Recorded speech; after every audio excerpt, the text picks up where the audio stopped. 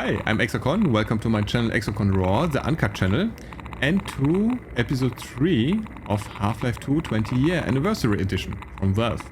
Not the episode 3 DLC story, Go ahead and get in the boat, Dr. Freeman. but a video. So the first episode you can watch in English on Exocron Games channel or on Exocron Main if you like it preferred in German. Okay, so we are here. Combinatorial shader explosion. With the commentary mode, we put some on. Intro. This is where the player gets the first vehicle of the game, the airboat. We wanted to create a safe space for players to practice driving the airboat for as long as they wanted before moving on.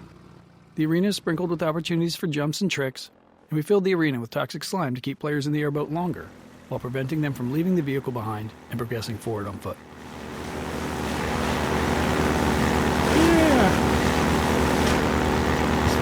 Such great experience 20 years ago.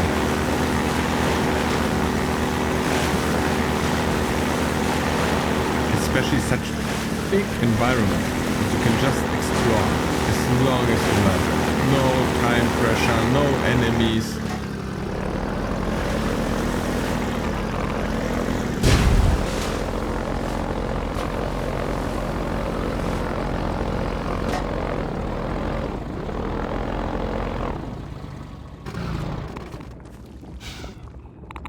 Fighting motion sickness.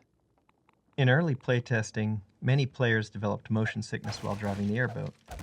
While trying to fix this, we discovered several factors that contributed to it. We found that reducing the intrusion of the airboat into the view helped, so we made several passes on the model to pare it back. Maintaining a consistent frame rate helped as well, so it was important to keep an eye on performance in these sections. However, the single most important factor was eliminating view roll to maintain a more stable horizon no matter what the airboat was doing. One of the programmers on the team was super prone to motion sickness, and they valiantly offered to playtest several times to test our progress towards a solution.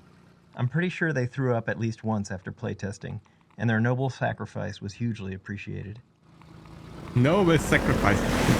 All the commentaries are very, very interesting, but they're taking time, so I can only recommend who really like it to hear them. And yeah, it was back in time, just awesome.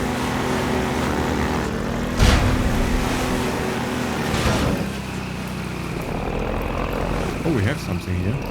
Wait.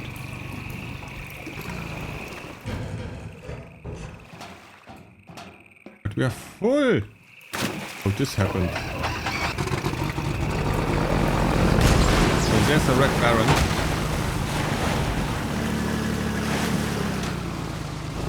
Perhaps we should go... just explore a bit more.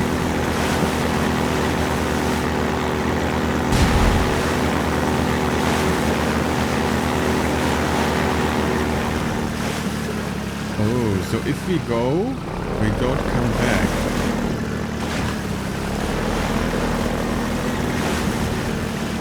Okay, just go upstairs and watch. I find it always interesting how they tried to make a different path. Of course, it's always the same path, but they tried that you can you have to choose. Choice. Sorry. You want to go there? Or you don't want? Airboat time. Finding the right balance between vehicle time and time on foot took some work. Driving at full speed propelled players through the world quickly, and in early playtests we felt that players were missing out on exploring and taking in the game's detail. Exploration and world examination are core values of Half-Life, so we didn't want the vehicle to eliminate that. To address this, we added periodic spots where players could get out and explore small pockets of dense detail. Additionally, as the physics system evolved, we were learning new ways to use it. These spots off the airboat let us introduce an element of discovery around physics, like dropping crates into the water or combining barrels to raise a ramp. This gave players a chance to interact with water and physics in different ways.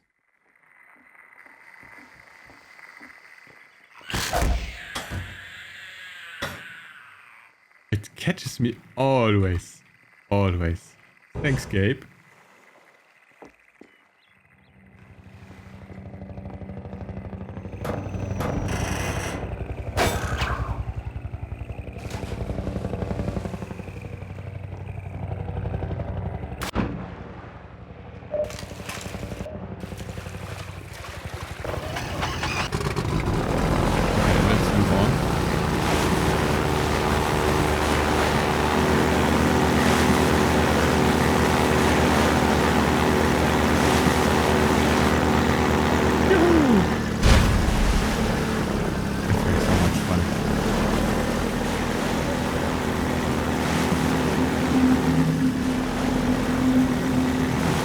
Yeah, motion sickness is really a problem. Busted. Floating supplies. In the alpha playtest, the canals were sprinkled with floating supply crates that players could smash with the airboat to collect the supplies inside.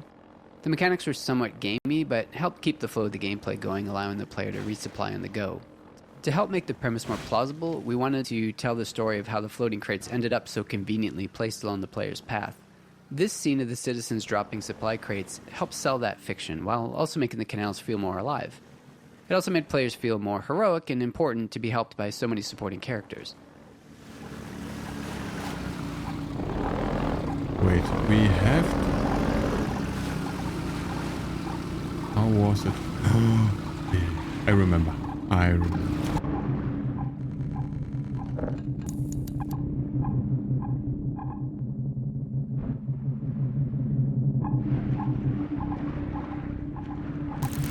Yeah.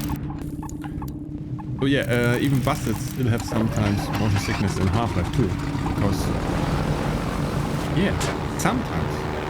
Of course, something you can get used.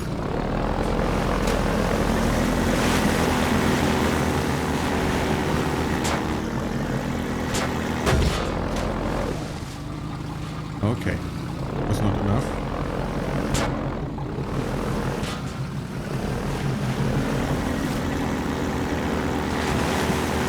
I believe it was something to take not so fast approach, but we have some crates there.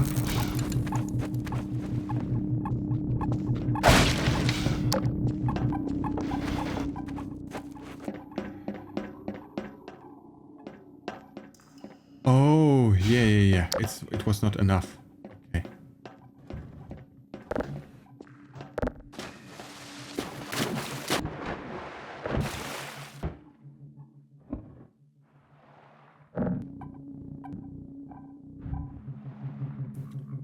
Okay.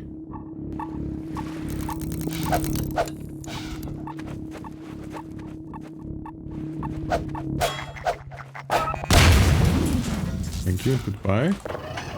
I believe now it will be enough.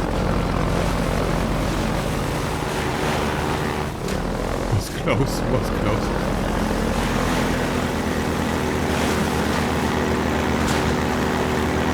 Yeah.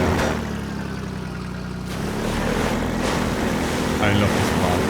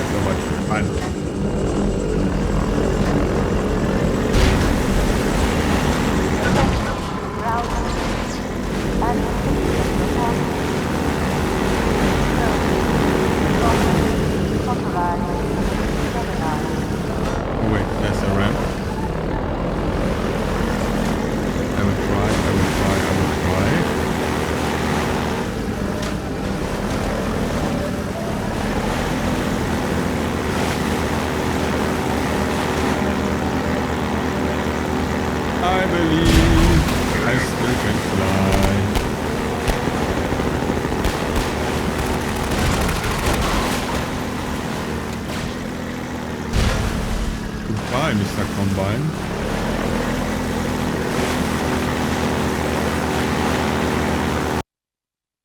Okay. Yeah, moving on.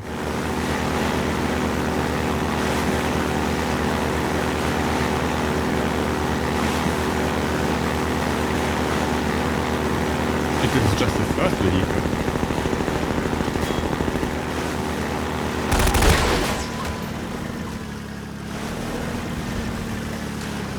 We arrived.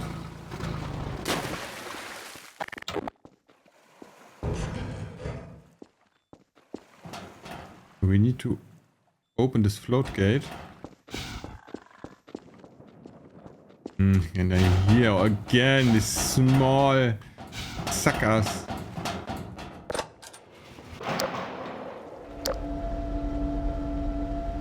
Okay. Watch this. 20 years ago. 20 years ago. We now have direct confirmation of a disruptor in our business. Messianic reputation in the minds of citizens. His figure is solid, darkest urges of instinct, ignorance, and decay. Grenade intro. We conceived of this Combine base as both a training area and a playground for grenades, introducing them here in infinite supply crates to signal that it's safe for players to use grenades freely without fear of running out. Go wild. The Combine encounter here uses extensive markup to direct the soldier AI towards cover and provide good opportunities for players to make use of grenades. At the end of the area, the same infinite grenade technique helps players resolve the turret placement, as a direct assault is a lot more difficult if you don't. A bright red light and a particle trail were added to the grenades, making it significantly easier for players to follow their trajectory, whether they're throwing them or dodging one from a Combine soldier.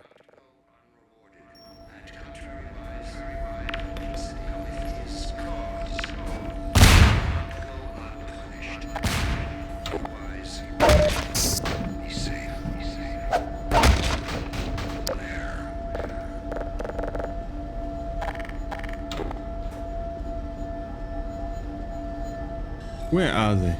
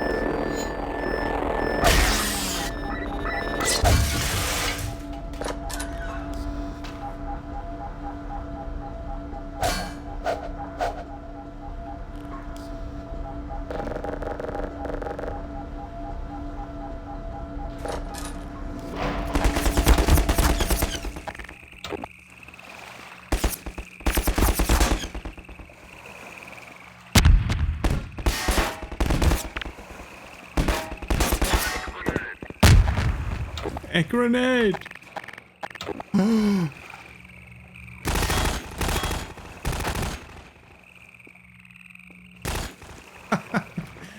It's not even possible today in Battlefield, for example. Call of Duty.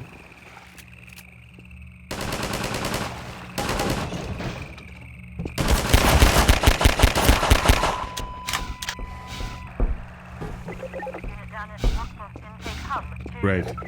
Just great. Oh no.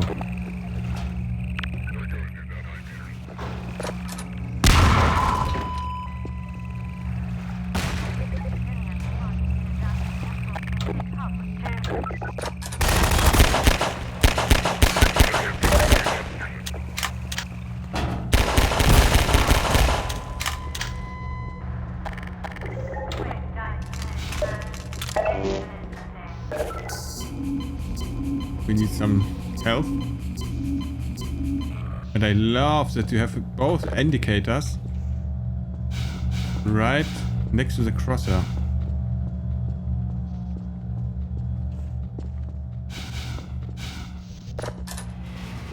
Puzzle layers.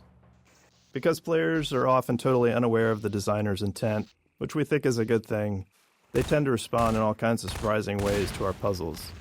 Even seemingly simple puzzles can see countless failures along the way to success.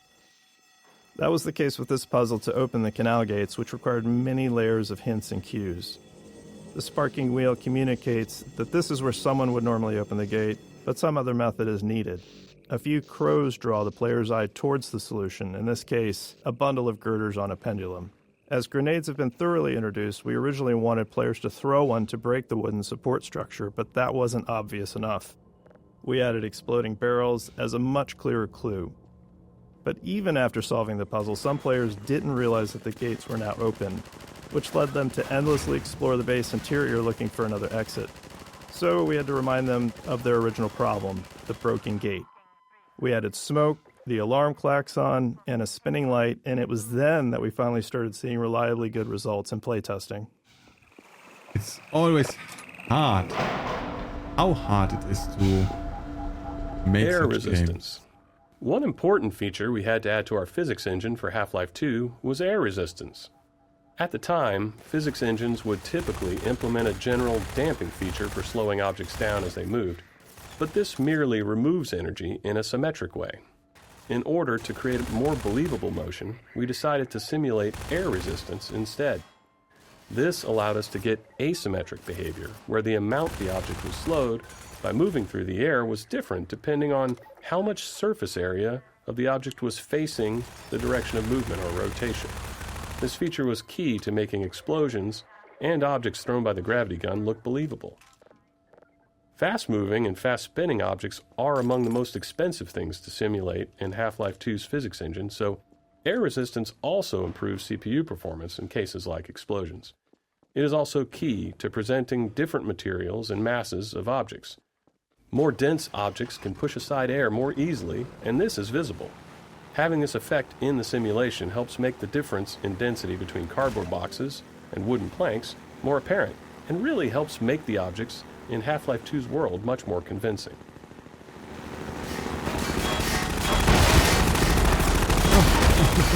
I'm stuck. I'm stuck. You see. Oh, my mistake, my bad. I was seeing this as a ramp.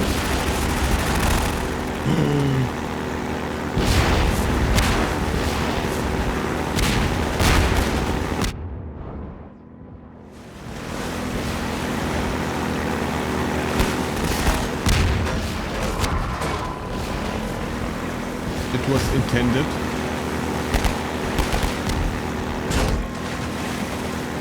Of course.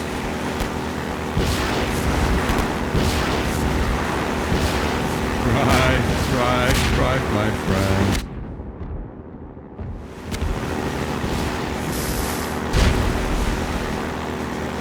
Thirty HP.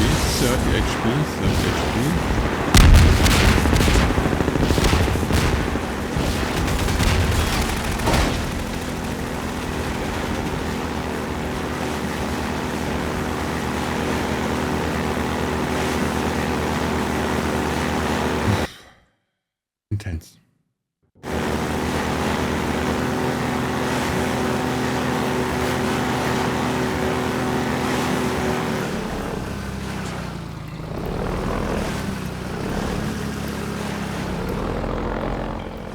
We have something here.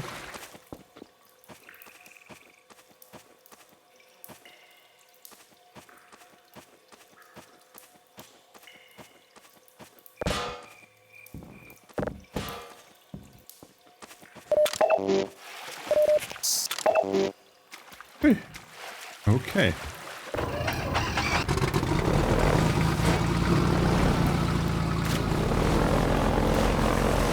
Slowed me down so I had to see the puzzle, solve the puzzle, and after nearly dying in the open area.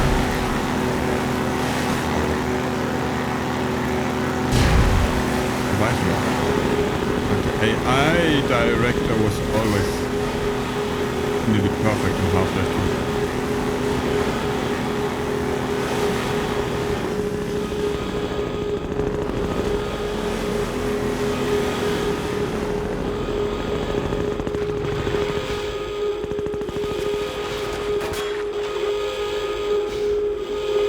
3D skybox.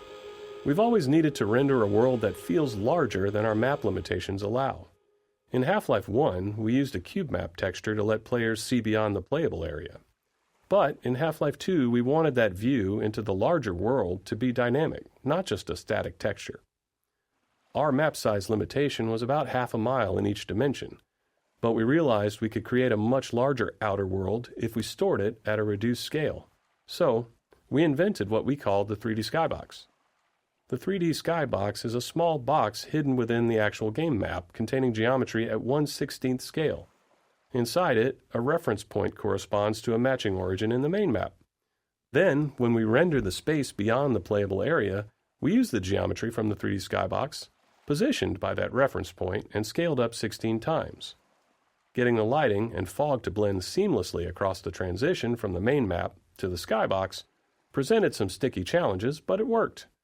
The result made the world feel significantly larger and more immersive than it had in Half-Life 1. Cool information. Really cool information.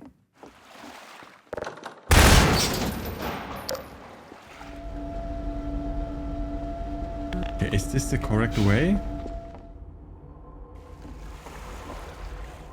I hope so. Authorized personnel only. I think I am. 357 intro.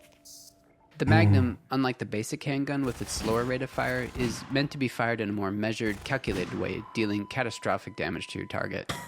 Earlier versions of the Magnum had a bit of random dispersion, which we felt fit the heft and the less sensitive trigger pull of a larger pistol. However, this led to anticlimactic moments where players would carefully line up a shot only to miss due to the accuracy penalty. To address this, we made the first bullet perfectly accurate, with each subsequent shot becoming less accurate as you blasted away. Oh, it's like a, how call it? VMPI. During development, we became increasingly frustrated with our slow gameplay iteration speeds, mainly because map compilation, needed to pre-compute lighting and visibility, was taking hours. Computers in 2000 were far slower than today's, and they had only a single CPU core each. Inspired by SETI at Home, a distributed program that used PCs worldwide to analyze radio waves for signs of extraterrestrial life, we built VMPI, which was our own distributed system that spread the map compilation process across many office computers. Today, these kinds of distributed systems run on giant GPU clusters, but at the time we just ran it on all the computers in our office. To deal with how our lighting code was evolving as quickly as our maps were, VMPI also distributed new EXE files to everyone's computer too. In retrospect, this was a pretty terrifying security concept, just awfully bad. It's like the stuff of nightmares for IT folks. Because we were sending an arbitrary executable to all of our work PCs, and they would just run it. It was absolute madness. But it worked for us, and it did significantly increase our map iteration speed, and as a result, it ended up being a crucial tool.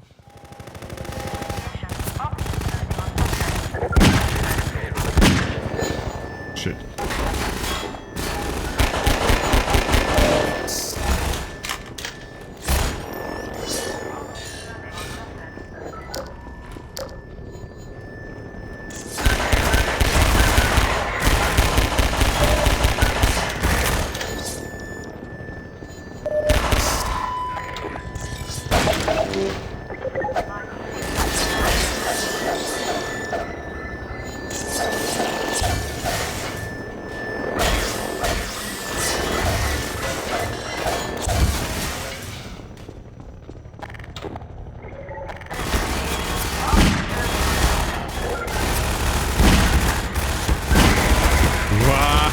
The Magnum.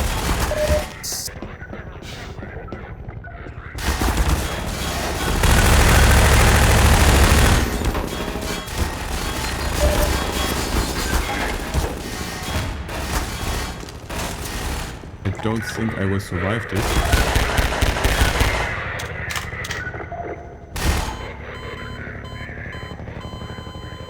Yep. My mistake, my bad. 357 intro.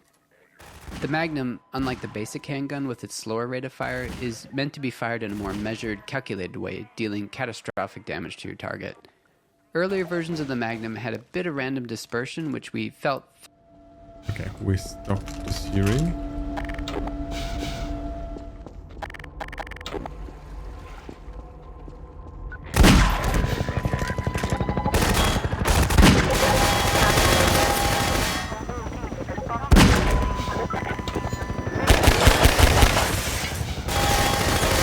Move a bit faster, a bit quicker.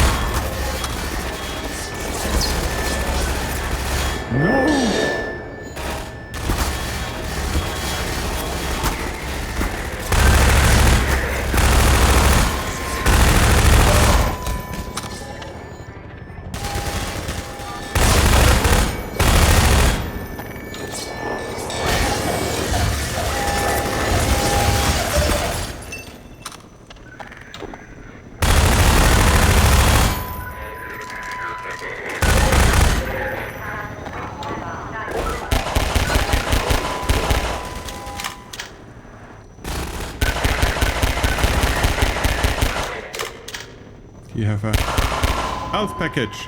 Down there, I see it. Yeah, a tiny one. But we are at 20 health. Not perfect fit, but it's okay, it's okay. Whoa, whoa, whoa, whoa, whoa. My friend.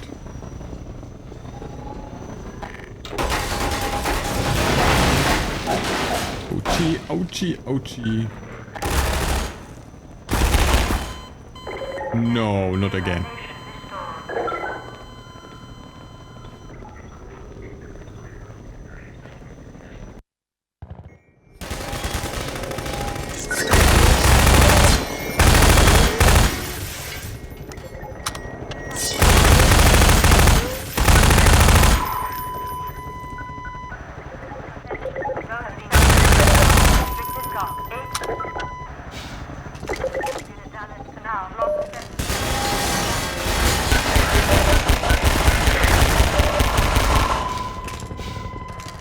Need some health.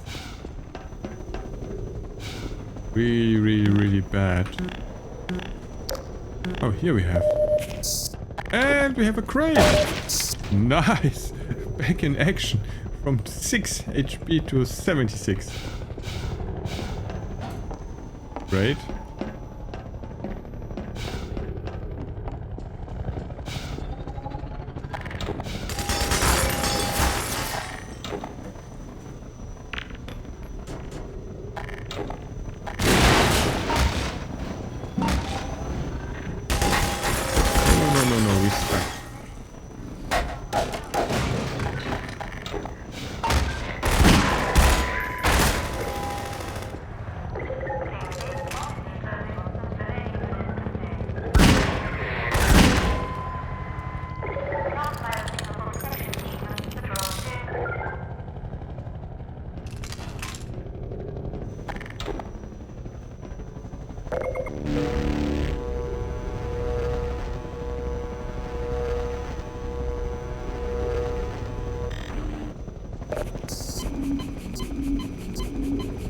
Oh, great. Wait. Yeah. Empty. Is okay.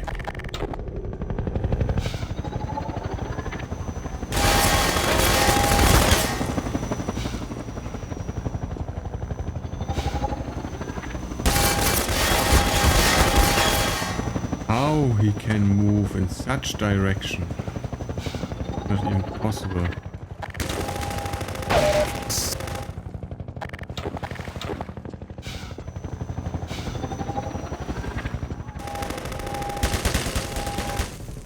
Okay, wait, we came out here.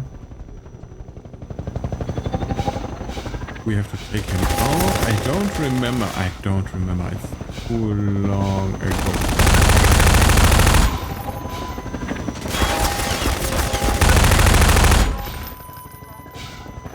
It is the guard we saw when we came with the hovercraft.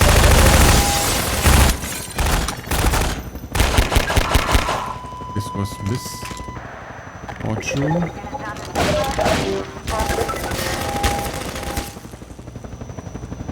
That we can.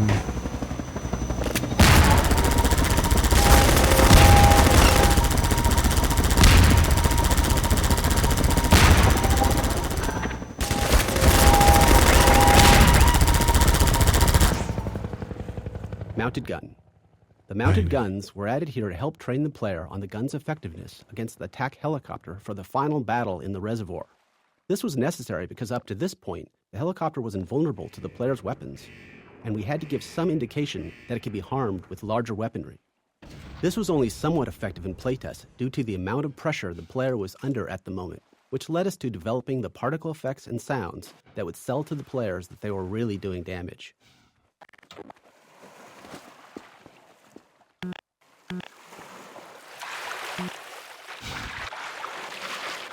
Okay, we back on our trusty boat. Our craft, whatever.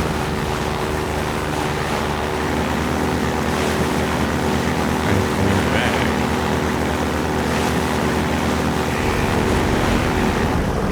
Closing again.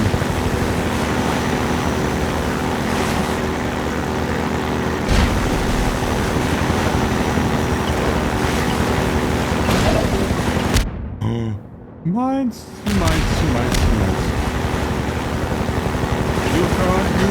U-turn, hard U-turn.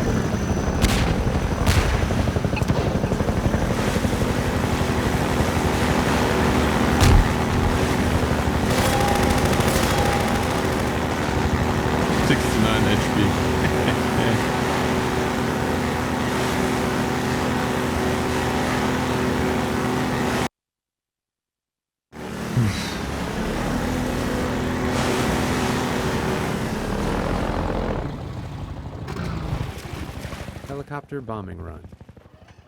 This is another example of us creating movement hazards while driving the airboat. The helicopter attempts to stay in front of the player when dropping bombs, and if the player backtracks, it switches to hovering and turns to attacking the player. In one playtest, a bomb just so happened to drop between the pipe seams, creating a pretty cinematic moment. The playtester had a positive reaction, so the team decided to script it so it happened every time. This process has become part of our organic design process. Every so often, a cool thing randomly happens in a playtest, and we find a way to make it happen more reliably. Really nice.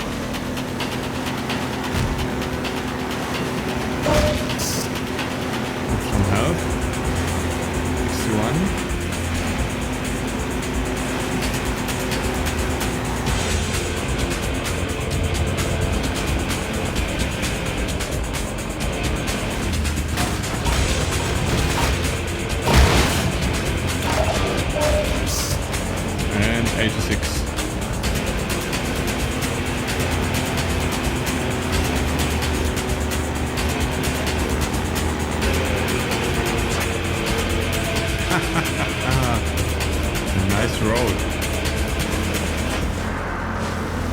It's like in Battlefield driving a hovercraft up the walls. I love that. Was great.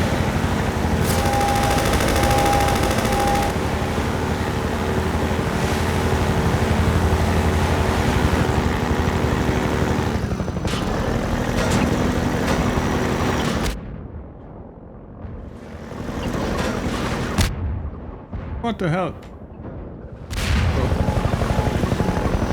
Oh no no no no no! Please please. Fine, 5 HP, 5. Just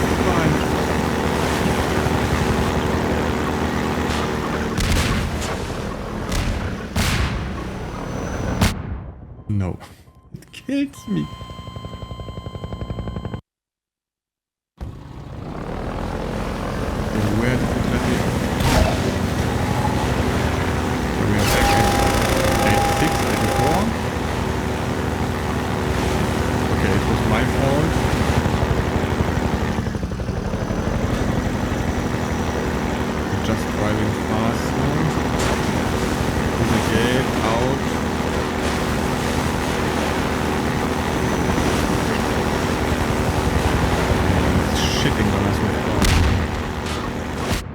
This one we have to take with us, and we just hopefully overtake him.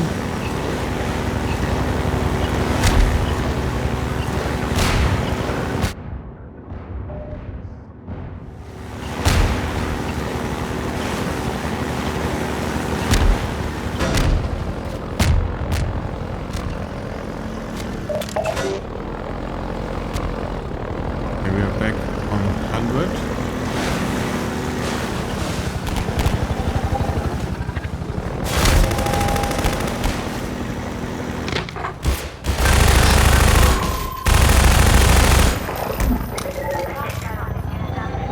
Interesting experience.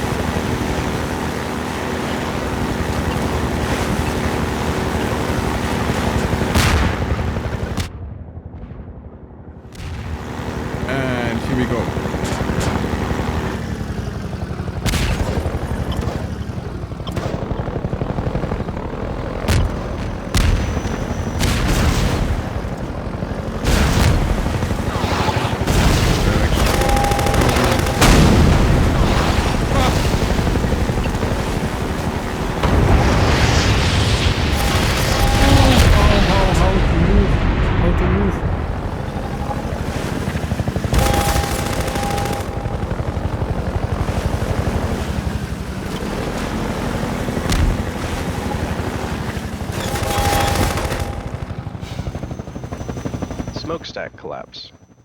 When making a cinematic action game like the first Half-Life, we'd always wanted to make some big, spectacular destruction sequence, but we were never quite able to do anything like that. Half-Life 2's physics introduced a system for breaking physics small objects, such as crates, into pieces, which provoked the idea of doing something much bigger. We took a leap and tried breaking a smokestack into pieces as it fell. So we experimented with the masses until it felt better, refined the model, and added lots of smoke and audio to sell the effect. And there we had it. We had our big spectacular destruction moment. Ultimately, our physics made the sequence just barely possible in a way that maybe seems quaint by modern standards, but felt really awesome at the time. Because the simulation was unique every time we ran it, we had to take steps to avoid completely blocking the player's path with the big chunks of debris. The success of this sequence whet our appetites for the much higher fidelity cinematic physics destruction effects next seen in episode 2. Okay, nice, but still we have to get... Move on!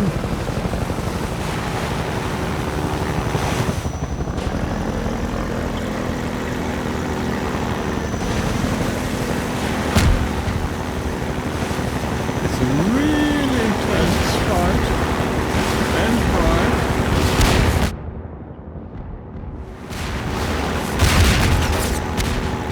18 HP, 18.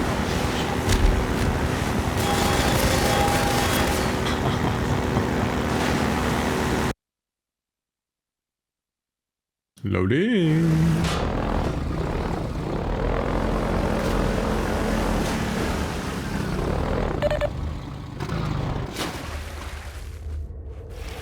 I believe we are a little bit safe. Only a bit. Displacements 2. Once the initial terrain system was up and running, we expected level designers to use it for outdoor spaces. Instead, they began experimenting, adding detail in unexpected places. They used the subdivided quads on the top of walls to create ruined edges, rounded off street curbs, and even attempted to make pipes. This met with varying success since the terrain system was designed for landscapes, not architectural detail. So we returned to the code mines, transforming the height-based terrain system into a fully 3D displacement system.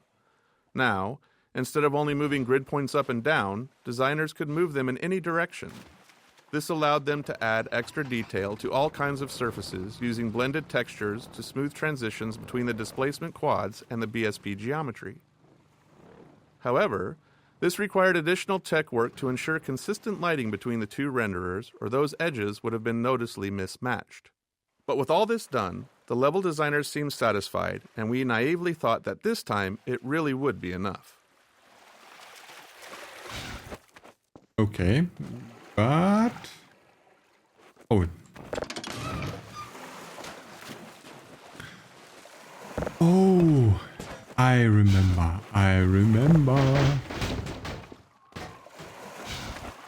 Now I remember.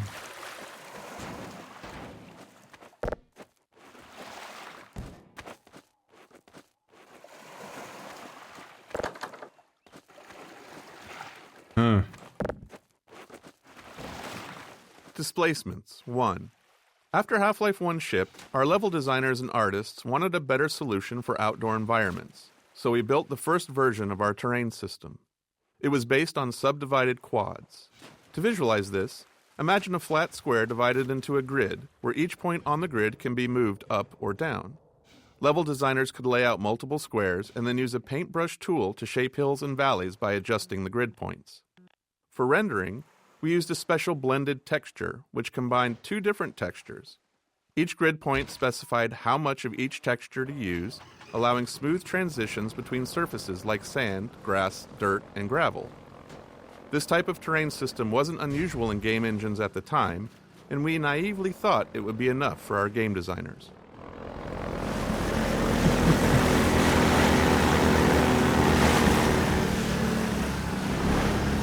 We arrived. You're Freeman, aren't you? I wouldn't believe it if I couldn't see with my own eyes. Dr. Gordon Freeman himself. Oh my god. Finally we arrived. Just in time, Doc. We gotta move out before the Combine picks us up. We're just getting ready to pull out. What? Hurry. Gotta tear down this camp and get out of here. What? Greetings to the Freeman. Come on in. I'll show you what you're up against.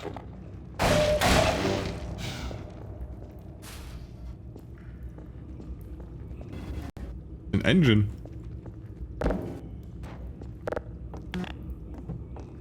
Wiggling a bit.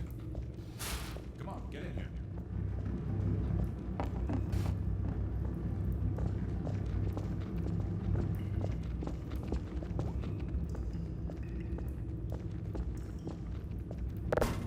Here, take a look at this. This here's the dam. It's just up ahead. Eli's hideout is here, a stone's throw from the apron and nestled in the old hydro plant. But getting there, with that hunter chopper on your ass, next to impossible. Good news is, the Vortigaunt's working his magic on your airboat, so you'll have a little more firepower going forward. I think he's just finishing up now. Go on out. Okay, so our little airboat or hovercraft or whatever it is have a little bit more power, firepower. So it's a perfect place to make a break for this episode 3. And I hope I will see you on episode 4 back in action. So thanks for watching as always, and visit also our other channels, Exocron Games, the main English channel, Exocron Main, the main German channel, and Exocron Into Space. So thanks for watching again, and until next time, Exocron out. Bye. It's really working.